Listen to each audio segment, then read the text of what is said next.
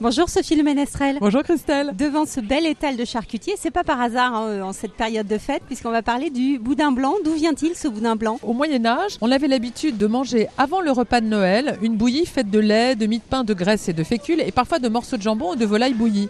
Mais ce n'est qu'au siècle des Lumières, c'est-à-dire au XVIIe siècle, qu'un cuisinier qui est resté anonyme a eu l'idée de servir cette préparation en la rendant plus consistante, en l'embossant, c'est-à-dire en la mettant dans un boyau de porc et en la transformant en saucisse. Ça permettait de la rendre digne d'être servie aux tables les plus nobles. Clairement, il y a quoi dans le boudin blanc? Alors, c'est une préparation cuite ou mi-cuite de charcuterie, parfois truffée, de couleur blanche et qui est donc embossée dans un boyau de porc qui rappelle par sa forme le boudin noir classique.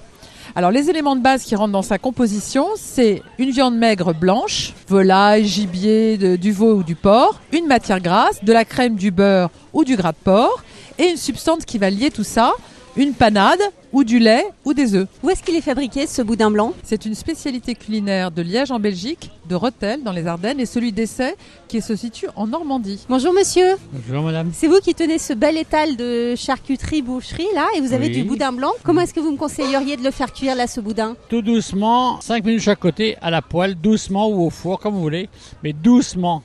C'est un boudin qui est cuit, on ne fait que réchauffer. Et si vous voulez pas qu'il éclate, il faut le faire doucement. Et alors l'autre recette que vous pouvez faire aussi qui est pas mal, c'est de les faire pocher 5 minutes pour les réchauffer. Ensuite, vous allez l'éplucher, enlever la peau, le découper en rondelles et le poêler dans un petit peu de beurre. Et avec quoi on le sert ce boudin blanc, Sophie? L'association sucré-salé lui va très très bien. Donc en général, une compote de pommes ou alors d'autres fruits dont la poire ou alors des oignons doux caramélisés ou des légumes si vous préférez quelque chose d'un peu plus salé comme les pommes de terre, les asperges ou les champignons. Merci beaucoup Sophie Le Ménestrel. On retrouve tout ce qu'il faut savoir sur le boudin blanc sur votre site terroirdechef.com et vous à la semaine prochaine. En attendant, excellente fête. Bon réveillon, à la semaine prochaine Christelle.